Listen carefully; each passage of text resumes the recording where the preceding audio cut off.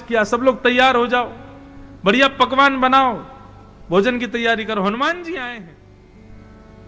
यहां पर गरुण जी महाराज को भगवान ने कहा जल्दी जाना जल्दी आना। गरुण जी बोले ये कोई मुझसे कहने की बात, चलता हूं मैं और आप मुझसे कह रहे हैं जल्दी जाना जल्दी आना। गरुण जी महाराज अभी जाता हूं, जाकर प्रणाम किया। जय हो हनुमान जी महाराज प्रणाम। हनुमान जी बोले आओ गरुण कैसे आगत है, द्वारिकाधीश आपकी प्रतीक्षा कर रहे हैं। और महाराज वो जो कांख में दबे हैं ना, वो ठाकुर जी के सुदर्शन चक्र दे दो जरा। अच्छा ये सुदर्शन है, अरे भैया सुदर्शन बड़ो भलो मिला, ले भैया ले जा। मुझे नहीं पता था ये ठाकुर जी का मैंने सोचा पता नहीं कहां से बहुत जोर चमक आ रही थी, तो मैंने कोई ऐसी चमक जान के दबा लिया। वो चमक नहीं महाराज। हनुमान जी से बोले गरुण जी की द्वार बढ़िया सब व्यवस्था की गई, आप पधारो अंतःपुर में प्रसादी पाने। हनुमान जी बोले आप चलो गरुण जी को लेके, सुदर्शन जी को लेके पहुंचो, हम आते हैं। तो मन की गति से भी तेज चलते हैं। जैसे ही बगीचे से पहुंचे हैं द्वारिकाधीश के सुधर्मा सभा में, तो क्या पाया, श्री द्वारिकाधीश के चरणों को अपनी गोद में लेकर के हनुमान जी वहीं बैठे हैं। गरुण जी यहाँ पे, ये अभी तुम वहां बैठे थे वन में, मुझसे भी जल्दी आ गए नाथ। मैं अभी इनसे मिलके आया और इनसे बोल के आया कि आप वहां पहुंचो, मेरे आने से पहले ही आ गए।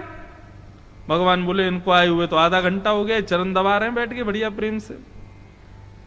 गरुण जी बोले मेरा सर घूम रहा है, ये सुदर्शन को कांख में दबा लेता है, मुझसे पहले पहुंच जाता है, ये है क्या। गरुण जी महाराज का भी अभिमान टूट गया, सुदर्शन जी का भी अभिमान। सत्यभामा को अपने सौंदर्य का बड़ा अभिमान। भगवान जब सत्यभामा के पास गए और बोले देखो देवी, हम किसी और से नहीं कहेंगे क्योंकि हमको तुमसे ही उम्मीद है। सत्यभामा बोली क्या, बोले कि आप बड़ी जी, लेकिन अभी जो हनुमान जी आ रहे हैं ना, उनका एक स्वभाव है। बोले क्या, बोले वो हमको दंडवत प्रणाम तभी करते हैं जब हमारे बगल में जानकी जी को देखते हैं। तो हम और किसी से तो क्या अभिलाषा करें, हम आपसे कह रहे हैं जानकी जी जैसा रूप धारण करके आना, ताकि हनुमान जी दंडवत प्रणाम करें। सत्यभामा बोली जानकी जी, जानकी जी जैसे 100 ले आओगे उनको भी मूर्छित कर दूंगी, ऐसा श्रृंगार करके आऊंगी मैं। हनुमान दंडवत की तो छोड़, अभी देखो अभी श्रृंगार करके आती हूं। भगवान बोले ठीक है। अब हनुमान जी चरण दबा रहे थे, बोले भगवान जल्दी से जानकी जी को बुलाओ ना, मुझे आपको प्रणाम करना। हनुमान जी का नियम अकेले राम जी को प्रणाम नहीं कर, जानकी जी संग वनवास के बाद ये नियम था हनुमान जी का। बोले जल्दी से नहीं बुलाओ ना जानकी जी को, हमको प्रणाम करना, हम कितनी देर के आए हुए। बोले बस आ ही रही हैं।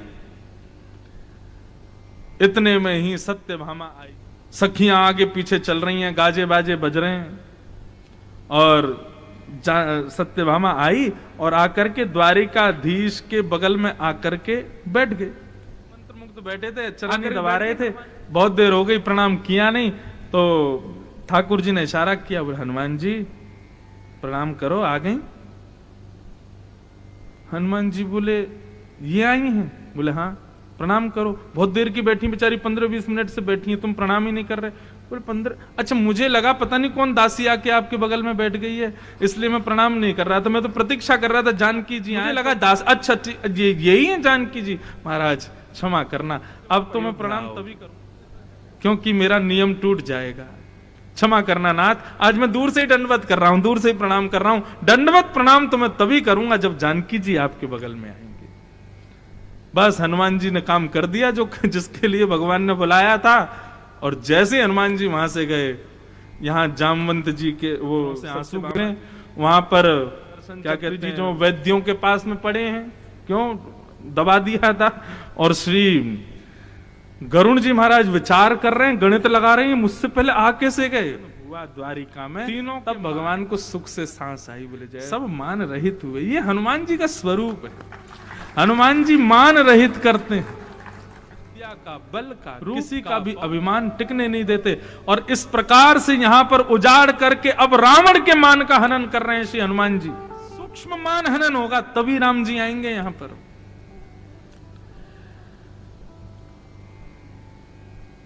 सुनी रावण तीन ही देखु गरजू हनुमान, कपी संधारे गए पुकारत कछु अध मारे। रावण ने और बड़े बड़े पराक्रम, हनुमान जी ने उन सबका भी हाल ऐसे कर दिया, राक्षसों को पकड़ें और अपने शरीर से न्यों मसल दें उनको, तो वो वहीं पे उनके आटे जैसे बन जाएं और फिर फेंक दें उनको समुद्र में।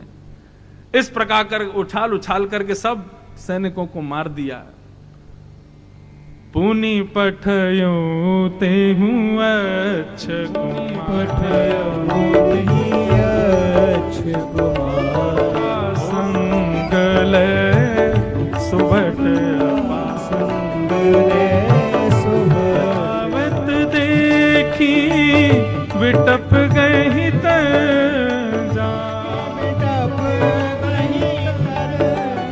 पाते महादुनिया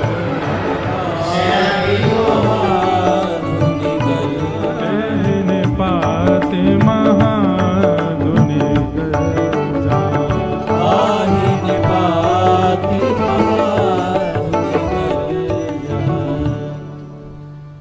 अक्ष कुमार नाम का उसको भेजा सेना लेकर के। जब वो गया, हनुमान जी ने पहले तो एक वृक्ष उठार करके उसके रथ के ऊपर फेंक दिया, रथ से विहीन हो गया। फेंका, अक्ष कुमार का भी वध भगवान हनुमान जी के द्वारा कर दिया गया।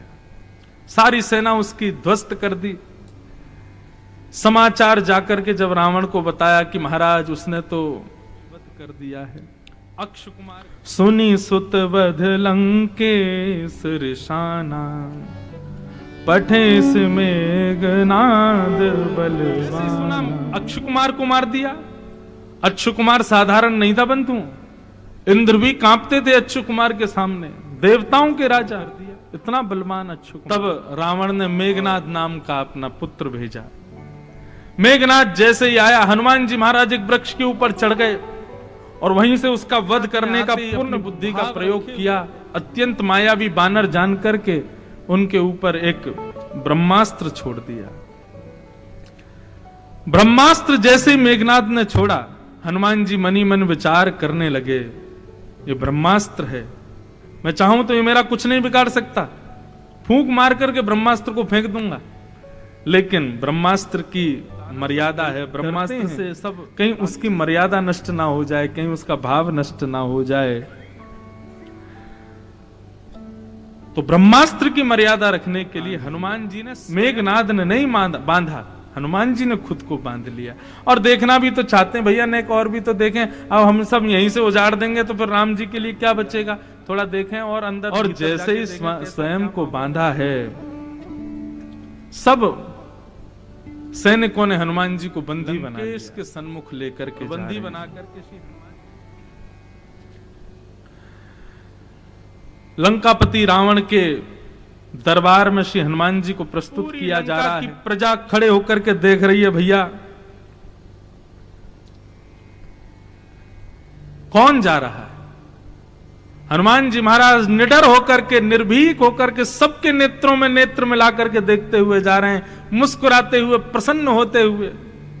और कोई हनुमान जी की तरफ ज्यादा गौर से देखता तो हनुमान जी एक घुर्राते उसकी ओर। इस प्रकार से सबको भयभीत करते हुए श्री हनुमान जी महाराज, कोई डर नहीं, किसी प्रकार का संकोच नहीं। रावण की सभा की उपमा बताते हैं कि बीच में रावण बैठा है और चारों तरफ गंधर्वजन हाथ जोड़ करके खड़े हैं, वेद मंत्र उच्चारण कर रहे हैं। सब लोग जिन गंधर्व और श्रेष्ठ जनों की सब पूजा करते हैं, वो रावण के यहां हाथ जोड़ करके खड़े हैं, रावण की जय जयकार कर रहे हैं।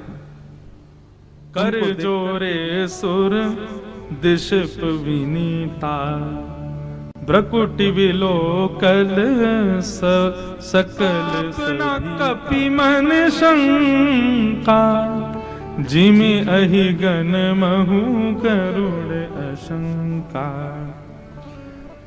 हनुमान जी महाराज के हृदय में कोई शंका नहीं, कोई अपने प्रताप दिखाने का, लेकिन हनुमान जी महाराज निर्भीक निर्डर होकर के चलते हुए जा रहे हैं। हनुमान जी को देख करके और उनके सुंदर के दशानन हंसने लगा। ये एक राक्षस प्रवृत्ति व्यक्ति का लक्षण है कि वो वैष्णव व्यक्ति को देख करके उसका उपहास करता है, उसका मजाकिया भाव रखता है उसके प्रति। कई बार जब हम तिलक लगाते हैं समाज और वैष्णव बड़ा उपहास सा करते हैं। बंधु एक बात कहें, आज के बाद कभी भी तिलक लगाने में संकोच नहीं करना।